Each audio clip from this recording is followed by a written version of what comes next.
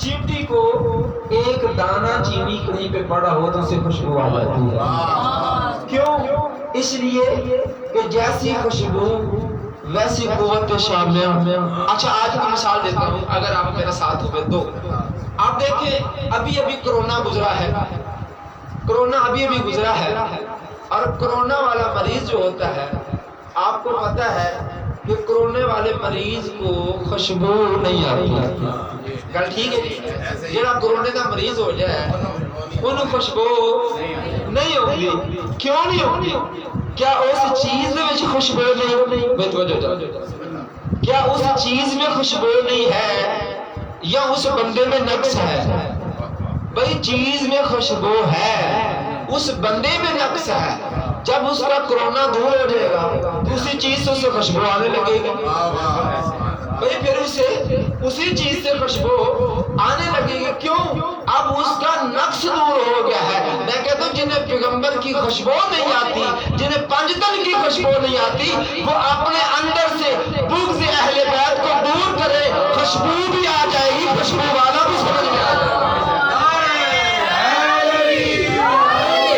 خوشبو بھی آ جائے گی، خوشبو والا بھی سمجھ میں آ جائے گا. مجھے یاد ہے کہ غار حرا مولا کائنات خود فرماتے ہیں کہ میں پاک پیغمبر کے ساتھ ایسے رہا. تو جو چاہتا ہوں میں کنت اتبعہ اتباع الفصیل اثر ہی، میں علی محمد مصطفیٰ کے ساتھ ایسے رہا ہوں جیسے اونٹنی کا بچہ اونٹنی کے ساتھ رہتا ہے. بھئی طویل سنیے آپ. کیوں کہا یہ؟ کسی اور چیز کی بھی مثال دے سکتے تھے لیکن میرے مولا نے اور جانور کی مثال نہیں دی. اس لیے فرض کریں بکری کا بچہ ہے، بکری وہاں پہ چل رہی ہے، بچہ وہاں پہ بھاگ رہا ہے. بھئی کسی اور جانور کا لے لیں، وہ خود وہاں پہ ہے، بچہ وہاں پہ ہے. لیکن اونٹنی اور اونٹنی کے بچے کا کمال یہ ہے کہ جہاں پہ ماں ہوتی ہے وہاں پہ بچہ ہوتا ہے. بھئی جہاں پہ ماں وہاں پہ بچہ اپنی ماں سے جدا نہیں ہوتا، ہمیشہ فاصلے کے ساتھ نہیں ہوتا. جب بھی ہوتا ہے وہ فاصلے کے بغیر ہوتا ہے. مولا بھی یہی فرمانا چاہتے ہیں کہ میں بچپن سے پیغمبر کے ساتھ ہوں اور ایسے ساتھ ہوں ہمارے اور ان کے درمیان کوئی فاصلہ نہیں بلکہ میں اور پیغمبر بلا فاصلے ہیں. ہمارا کوئی فاصلہ آئے نہیں. اور آگے فرماتے ہیں کہ پیغمبر غار میں تھے، غار حرا میں. یہ کب کی بات ہے جب صحابہ کرام کا مجمع تھا. ہر کوئی اپنی جو ہے نا جی وہ بات سنا رہا تھا کہ ہمیں پیغمبر سے اتنی محبت ہے، ہمیں رسول کائنات سے اتنی محبت ہے. تو سرکار اس وقت مولا کائنات نے فرمایا کہ یاد رکھو جب پیغمبر غار حرا میں تھے علی ان کے ساتھ تھا. بچپن میں مجھے پاک پیغمبر نے پالا، مجھے اپنے ساتھ سلاتے تھے، اپنے سینے پر سلاتے، اپنے جسم کی گرمی کو اپنی حرارت کو میرے جسم میں ٹرانسفر کرتے، مجھے اپنے ساتھ جو رکھتے، حضر میں، سفر میں، کھانے کے وقت، ہر وقت میں مجھے اپنے ساتھ رکھتے. حتیٰ کہ جب پیغمبر غار حرا میں عبادت کے لیے جاتے اللہ کے پیغمبر مجھے ساتھ لے کر جاتا تھا. بھئی فرماتے ہیں کہ میں باہر تھا اور سرکار دو عالم جو ہے وہ مسجد اپنا غار حرا کے اندر عبادت کر رہے تھے. یہ وہی صورتحال ہے کاظمی صاحب جس طرح پاک پیغمبر خانہ کعبہ کے اندر نماز ادا کر رہے تھے اور جناب ابو طالب باہر محافظت کے فرائض انجام دے رہے تھے. اب بھی وہی تصویر ہے، وہی تشبیہ ہے کہ مولا کائنات غار حرا کے باہر بیٹھے ہیں اور سرکار دو عالم اندر عبادت کر رہے ہیں. آپ نے اچانک ایک چیخ کی آواز سنی، مولا کائنات نے چیخ کی آواز سنی، فوراً اٹھے اور دوڑتے ہوئے غار حرا کے اندر گئے. جا کر دیکھا کہ اللہ کے پیغمبر محفوظ ہیں. کہا یا رسول اللہ میں نے ایک چیخ کی آواز سنی ہے. توجہ فرمائیے، میں نے ایک چیخ کی آواز سنی ہے. سرکار دو عالم اٹھے اور اٹھ کر کہا یا علی آج اس کائنات میں جناب عیسیٰ کے بعد پہلی وحی زمین پر نازل ہوئی ہے اور شیطان کو علم ہوا ہے اور وہ وحی کو سن کر مایوس ہو گیا ہے کہ اللہ کا سلسلہ نبوت پھر جاری ہو گیا. یہ اس کی چیخ تھی. اقرأ بسم ربک الذی خلق. جب یہ آیت آئی تو شیطان نے چیخ بلند کی مولا کائنات نے اس آواز کو سنا. سرکار دو عالم نے جب فرمایا کہ یہ شیطان کی آواز تھی تو اس وقت پاک پیغمبر نے مولا کائنات کو اپنے سینے سے لگا کر کہا یا علی انک اسمع ما تسمع، یا علی یاد رکھ جو میں سنتا ہوں تو بھی وہ سنتا ہے.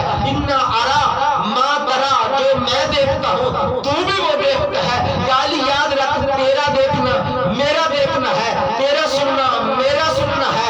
مولا کائنات نے صحابہ کے درمیان اپنے سینے پہ ہاتھ رکھ کے فرمایا او اللہ کے صحابیوں، اللہ کے پیغمبر کے صحابیوں، یاد رکھو تم لوگوں نے نبی کو دیکھا ہے، علی وہ ہے جس نے نبی کی نبوت کی خوشبو کو سنا ہے. وہ ہے جس نے پیغمبر کی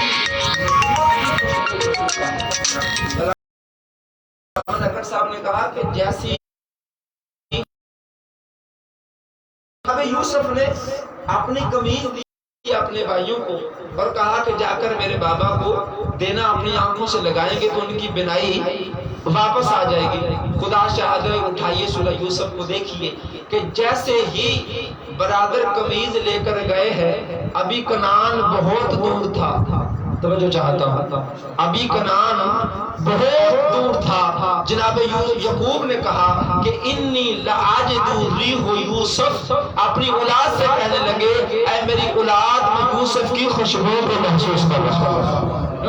ابھی قمیض پہنچی نہیں، ابھی بھائی برادر پہنچے نہیں، لیکن جناب یعقوب نے کہا کہ مجھے یوسف کی خوشبو آ رہی ہے.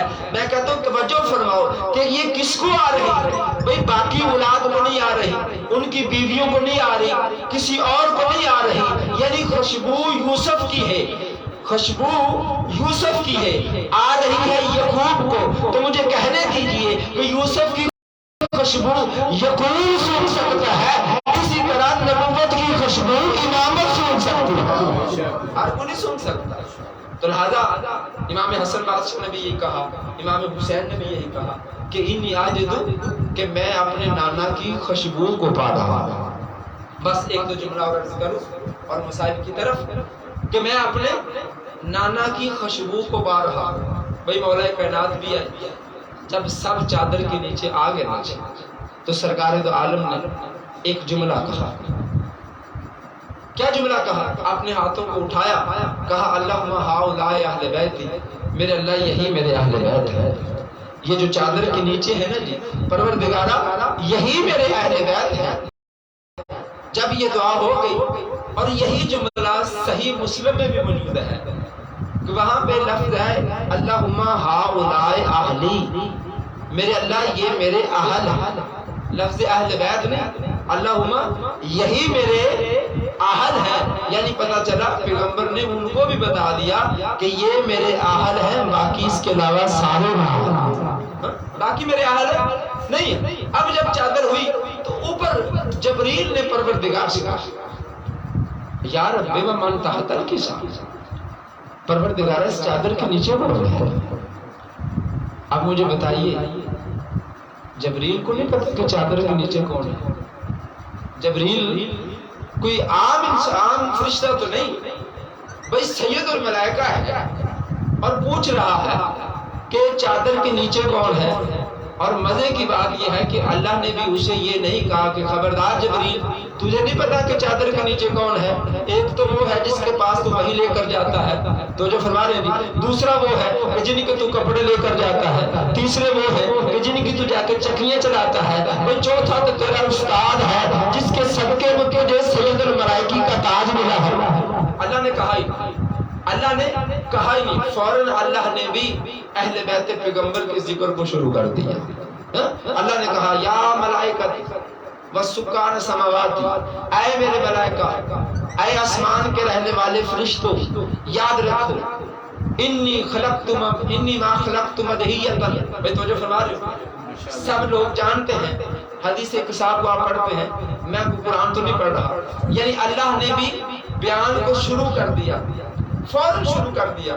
حالانکہ اللہ کہہ سکتا تھا نا جبریل سے، جبریل ان سے واقف ہے، کہا نہیں یا ملائکہ وسکان السماوات انی ما خلقت مدحیۃ ولا ارضا. توجہ چاہتا کہ اے ملائکہ، میں پروردگار نے اس زمین و آسمان کو خلق نہیں کیا، میں نے مشارق اور مغارب کو خلق نہیں کیا، میں نے اس ہوا کو اور ہوا کی خنکی کو خلق نہیں کیا، میں نے شجر کو، حجر کو، انسان کو، جن کو، میں نے اس سمندر اور پہاڑوں کو میں نے خلق نہیں کیا۔ اگر میں نے خلق کیا ہے، مجھے اپنی عزت و جلال کی قسم ہے، ان 5 کے صدقے میں کسی چادر کے تلے موجود ہے، میں نے ان کے صدقے میں خلق کیا ہے، ورنہ کائنات کا ذرہ ذرہ جو ہے میں خلق ہی نہ کرتا، صرف ان 5 تن کے صدقے میں۔ جب اللہ نے ملائکہ کے ساتھ یہ بات کی، اب جبریل نے کہا، میں نے بالکل شارٹ کٹ کر کے ایک خلاصہ آپ کے سامنے پیش کیا ہے کہ اب جبریل نے کہا، پروردگارا، میں نے پوچھا کہ چادر کے نیچے کون ہے؟ آواز قدرت آئی، ہم فاطمہ و ابوہا و بالوہا و بنوہا۔ اللہ نے کہا کہ چادر کے نیچے فاطمہ ہے، فاطمہ کا باپ ہے، فاطمہ کا شوہر ہے اور فاطمہ کے بیٹے ہیں۔ بھئی توجہ فرمائے، اللہ تعارف کرواتا تو شروع تو پاک پیغمبر سے کرنا چاہیے۔ اللہ کا ہم فاطمہ، بھئی فاطمہ ہے اور اس کے بیٹے ہیں، ان کا باپ ہے اور اس کا شوہر ہے، یعنی تعارف جب مباہلے کی باری تھی اس وقت اللہ نے جناب سیدہ کو امامت اور ولایت کے حجاب میں رکھا، جب تعارف کی باری آئی تو جناب سیدہ کے نام کو آگے بڑھ لیا، پورے خاندان کا تعارف جناب سیدہ سے ہوا، ہم فاطمہ تو۔ اگر آپ میرے ساتھ ہیں تو تھوڑی سی توجہ فرمائیے گا کہ یہاں پہ ایک لفظ ہے بنوہا، ہم فاطمہ و ابوہا و بالوہا و بنوہا۔ بنو اصل میں عربی گرامر سے دیکھا جائے تو یہ لفظ ہے بنون۔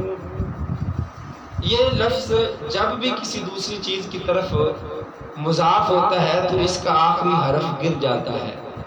مثلا آپ کہتے ہیں بنو ہاشم، یہ اصل میں بنو ہاشم نہیں، بنون ہاشم۔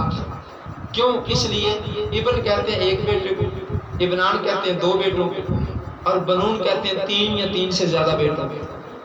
چادر کے نیچے 2 بیٹے ہیں، اللہ نے یہاں پہ جمع کا صیغہ استعمال کیا۔ وہ بنو ہاشم جہاں پہ ہے یا بنو امیہ، اصل میں وہاں پر بھی بنون امیہ ہے، وہ امیہ کی طرف نسبت ہے، ہاشم کی طرف نسبت ہے، تو وہاں پہ عربی گرامر کے تحت نون گر جاتی ہے، باقی رہ گیا بنو ہاشم۔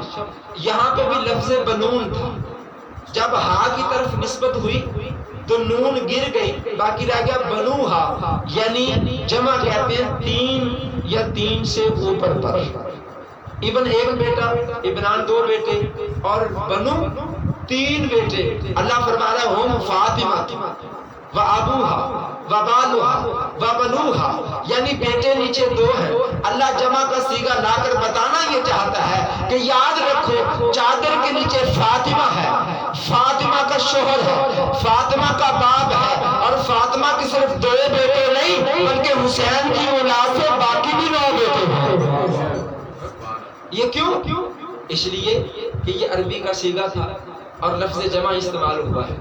اب جب اللہ نے تعارف کروایا تو جناب جبریل کو پتہ چلا، جناب جبریل نے کہا کہ پروردگارا ان اهبط الى الارض ان اكون معهم سادسا، اگر تیری اجازت ہو تو ان 5 کا میں چھٹا نہ بن جاؤں، میں بھی چادر کے نیچے نہ چلا جاؤں۔ پروردگار نے کہا جاؤ۔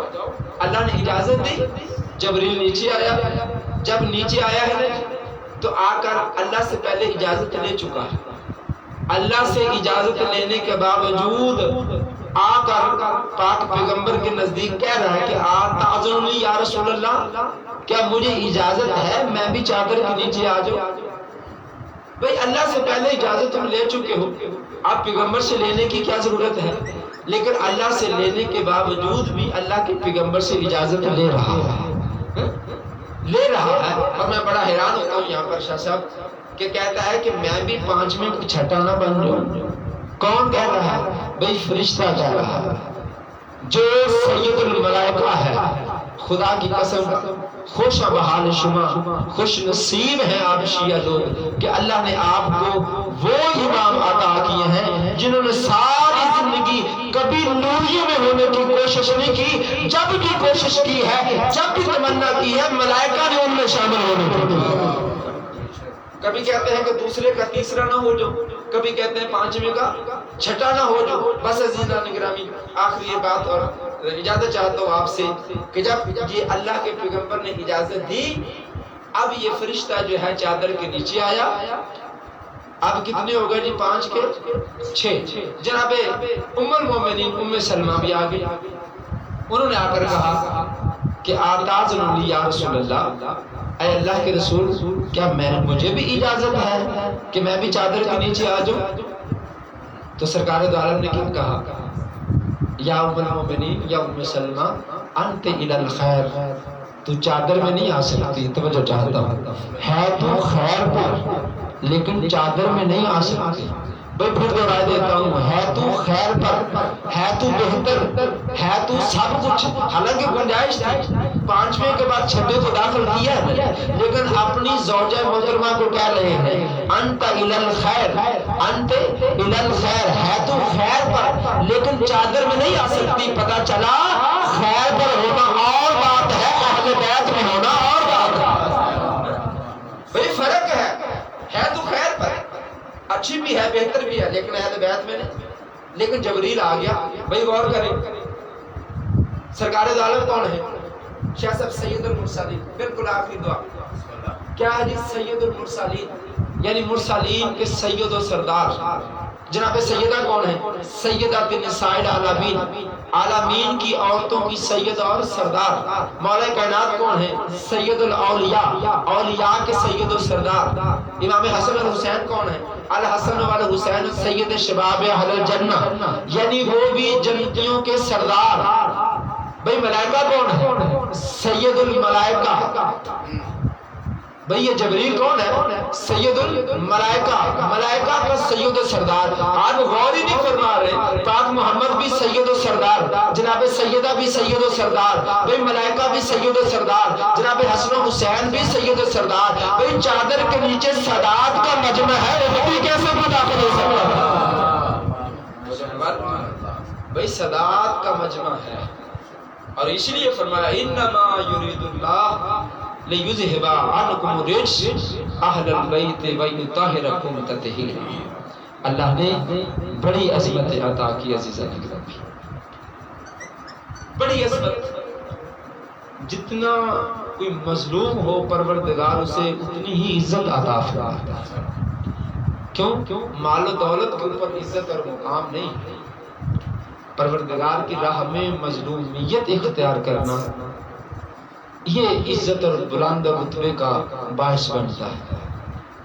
بس آپ اندازہ کر لیں کہ جتنے یہ مظلوم ہیں اللہ نے اتنی ہی ان کو عزت عطا کی ہے، اور جتنے یہ عزتدار ہیں اتنے ہی انہوں نے مظالم کو برداشت کیا۔ مجھے یاد ہے کہ جب کربلا کا میدان ہے، جب سب شہید ہو چکے تو جناب سید سجاد جو ہے وہ اٹھے، اور اٹھ کر باہر دیکھا تو لاشوں پر گھوڑے دوڑ چکے تھے، خیموں کو آگ لگ چکی تھی، نہ جناب عباس نظر آ رہے تھے، نہ اکبر، نہ قاسم، نہ محمد، کوئی نظر نہیں آ رہا تھا۔ ایک مرتبہ دیکھا لاشیں زمین پر پڑے ہیں۔ عزادارو، اس سے بڑی کوئی مصیبت نہیں ہو سکتی جو سید سجاد یہاں پہ بیان کر رہے ہیں۔ جب دیکھا نا کہ آپ کے لاشیں بکھرے پڑے ہیں اور ملعون اپنے لاشوں کو دفن کر رہے ہیں، اس حالت کو جب دیکھا آپ کے چہرے پر موت کی زردی آئی۔ اللہ جانتا ہے جناب زینب سلام اللہ علیہا نے اپنے بھتیجے کی اس حالت کو دیکھا، کہتی ہے کہ ان قریب ایسے لگ رہا تھا کہ جیسے سجاد کی روح پر پرواز کر جائے۔ علی کی علی بیٹی نے وہاں سے دوڑنا شروع کیا، اور آ کر عزادارو جناب سید سجاد کے کندھے پہ ہاتھ رکھ کے کہا، سجاد بیٹا سنبھال اپنے آپ کو، کیا ہو گیا تمہیں؟ جب سجاد نے کہا کہ اماں دیکھو تو صحیح، یہ لوگ کتنے لئیم ہیں، ہمارے لاشیں پڑے ہوئے ہیں، اپنے لاشوں کو یہ دفن کر رہے ہیں، مجھے افسوس اس بات کا ہے انہوں نے ہمیں مسلمان بھی نہیں سمجھا۔ بھائی نواسہ رسول سمجھنا تو اولاد رسول سمجھنا تو دور کی بات ہے، انہوں نے ہمیں مسلمان بھی نہیں سمجھا، اپنے لوگوں کو دفن کر رہے ہیں۔ اس وقت بی بی نے دلاسا دیتے ہوئے جناب سید سجاد کو کہا، سجاد میں نے اپنے نانا سے سنا تھا کہ تو اپنے بابا کی قبر کی بات کر رہا ہے نا، دفن کی بات کر رہا ہے، میں نے اپنے نانا سے سنا تھا ایک وقت وہ آئے گا کہ کربل میں حسین کی قبر بنے گی، قبر کے اوپر روزہ بنے گا، روزے کے اوپر ایک گنبد بنے گا، گنبد کے اوپر علم عباس نصب ہوگا، اور پھر پوری کائنات سے زائر نکل نکل کر تیرے بابے کی زیارت کرنے ہوئے، تو کیوں پریشان ہوتا ہے؟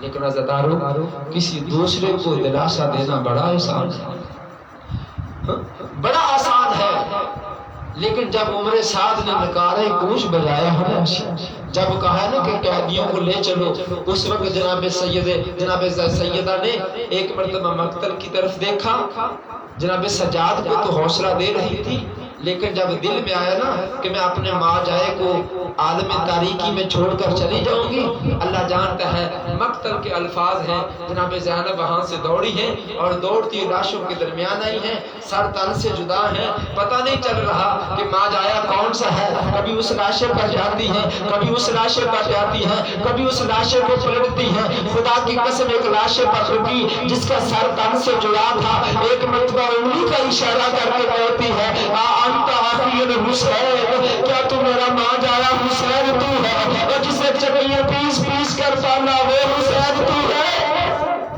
بتا تو صحیح، جسے ماں زہرا نے ایسے پالا ہو وہ ایسے رہ سکتا ہے، کیا تو وہ حسین ہے؟ بس عزیزارو بی بی کا آخری بیان اور اجازت، جناب زینب نے اپنے بھیا حسین کو اپنے زانوں پر رکھا اور مدینے کی طرف رخ کر کے کہا، نانا صلی علیکہ ملک السما، نانا تیرے اوپر تو ملائکہ درود و سلام بھیجتے ہیں، وَهَذَا مُرَمَّلْ بِالدَّمَا، لیکن تیرا حسین خاک اور خون میں گلٹان پڑا ہے، وَمُقَدِّرُ الْعَزَا، اور جس کے بند بند پہ توڑ لیا گیا ہے، وَمَسْلُوبُ الْإِمَامَةِ وَالرِّضَا، اور جس کے امام رضا کو چھین لیا گیا ہے، عزیزارو آخری مرتبہ اور 72 لاشوں کے درمیان کھڑی ہو جاتی ہے، اپنے دست دعا بلند کر کے کہتی ہے اللہم تقبل منا ھذا القربان، اور میرے اللہ ہماری ان قربانیوں کو قبول فرما جو تیرے دین کی خاطر قربان ہو گئی، جو تیرے دین کی تکمیل کے لیے قربان ہو گئی، انہیں قبول فرما،